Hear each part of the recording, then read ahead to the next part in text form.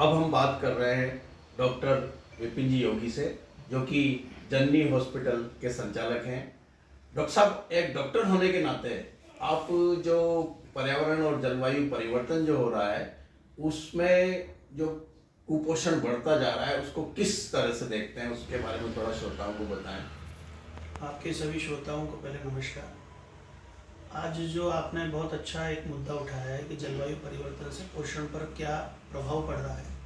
निश्चित रूप से जब भी जल और वायु में जो परिवर्तन हो रहा है, हम देख रहे हैं कि आजकल जो है दूषित गैसें बढ़ रही हैं, तो वायु भी जो है पॉल्यूटेड हो रही है। पानी में भी हम लोग देख रहे हैं कि पेस्टिसाइड और केमिकल्स का जो है इन्वॉल्वमेंट हो गया है। तो अल्टीमेटली आप देखें कि हमारे जो पोषक तत्व जो तैयार हो रहे हैं, हमारी जो फसलें तैयार हो रही हैं, जो हमारी सब्जियां तैयार होती है, वो सॉइल के न्यूट्रिएंट से ही तैयार होती है। उसमें जो पोषक तत्वों की मात्रा है वही उनमें जाती है और वही भोजन के रूप में हम लोग लेते हैं। तो आप देखिए वो पोषक तत्वों की निरंतर उसमें कमी आ रही है, मिनरल्स में कमी आ रही है, न्यूट्रिएंट्स में कमी आ रही है। तो जो वास्तव में हमें उस खाने से मिलना चाहिए, जितनी संतुलित आहार हमें मिलना चाहिए, कार्बोहाइड्रेट, प्रोटीन, वसा, जो जो एक होता है गुड फैट होता है, वो हमें मिलना चाहिए, वो हमको नहीं मिल पा रहा है। मिनरल्स हमको नहीं मिल पा रहे हैं। उसकी वजह से समस्या ये आ रही है कि फिर जो शरीर को जो आवश्यकता है उन सारे पोषक तत्वों की पूर्ति नहीं हो रही है। पूर्ति नहीं होगी तो निश्चित रूप से बीमारियां होगी, क्योंकि हमारा शरीर भगवान ने इस तरह का बनाया है कि जहाँ भी अगर मान लो न्यूट्रिएंट्स की कमी होती है, छोटी से छोटी अगर न्यूट्रिएंट लगातार अगर कम रहेगा तो उससे संबंधित बीमारी उसको देखने को मिलेगी। तो हमें सबको इस जलवायु की जो है परिवर्तन को जो है रोकना है। माननीय प्रधानमंत्री जी ने इस पर बहुत अच्छा काम भी कर रहे हैं। और आप देखिए कि गैसेस जो हमारी निकल रही है, जो कार्बन मोनोऑक्साइड है, मीथेन है, ये भी हमारे जो है वातावरण पर बहुत प्रभाव डाल रही है। तो उसकी वजह से ये आजकल हम लोग यही कहते हैं कि भाई व्हीकल है, वाहन है, इनका उपयोग जो है कम से कम हो, जितनी आवश्यकता हो। ज़्यादा से ज़्यादा लोगों को पैदल चलना चाहिए, साइकिल का उपयोग करना चाहिए, जिससे हम लोग जो है हमारे वातावरण के प्रति भी हम लोगों की सबका दायित्व और जिम्मेदारी है कि उसको कैसे स्वस्थ हम लोग रख सकते हैं। वृक्षारोपण करना चाहिए। तो वो उन चीज़ों से ही हम लोग देखते हैं कि हमारे जो है यहाँ पर जो जलवायु इसके परिवर्तन से जो दुष्परिणाम हमें झेलने पड़ रहे हैं, बहुत गंभीर बीमारियों से लेकर छोटी से छोटी गंभीर बीमारियों से लेकर जो समस्याएं हैं उनका निराकरण हो।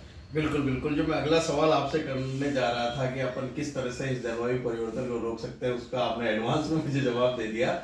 लेकिन मैं पिछले कई सालों से देख रहा हूँ आप जो प्रधानमंत्री मोदी के जो सुपोषित माह अभियान है, जिसको कि यहाँ लोकसभा अध्यक्ष ओम बिरला जी की पहल पर यहाँ पर काफ़ी अच्छे स्तर पर उस कार्यक्रम आयोजित किए जाते हैं, उसमें आप बिल्कुल अपनी अग्रणी और मुख्य भूमिका निभाते हैं। तो वहाँ सुपोषित माह अभियान में आपका कई लोगों से वास्ता होता है, तो उसमें आप क्या मतलब मुख्य निष्कर्ष क्या निकाला आपने कि किस तरह से मतलब जो पोषण पर अभी फर्क पड़ रहा है जलवायु परिवर्तन का, एक संक्षेप में बताएंगे आप। आप देखिए कि माननीय प्रधानमंत्री जी ने जब हमारे कोटा संसदीय क्षेत्र में हमारे जो लोकप्रिय सांसद को जब लोकसभा अध्यक्ष की जो है पदवी दी, तो पहली बार जब वो यहाँ पर आए, उनकी सबसे बड़ी पीड़ा यही थी श्री ओम बिरला जी की, कि यहाँ की जो माताओं में जो पोषाहार को लेकर जो एक तो कहना चाहिए कमी थी, जिसकी वजह से हमने देखा था उस समय इन्फेंट मोर्टलिटी रेट हमारी बढ़ रही थी, शिशु मृत्यु दर।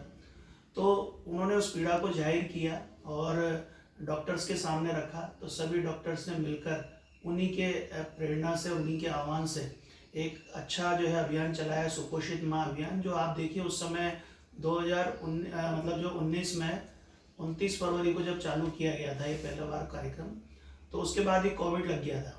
लेकिन कोविड के अंदर भी लगातार ये चालू रहा। तो उसमें हमारी जो पूरी टीम थी, डॉक्टर्स की टीम थी, जो उन्होंने जिस तरह से उसका आह्वान करके हमें गाइड किया, उन्होंने इस बात का ध्यान रखा कि भाई पूरी तरह से तो संतुलित आहार माँ को मिले। तो जब माँ को संतुलित आहार मिलेगा और उसकी प्रॉपर उसकी हर महीने के महीने स्वास्थ्य जांच होती रहेगी, तो जो भी कमी होगी उसका तुरंत निराकरण होगा।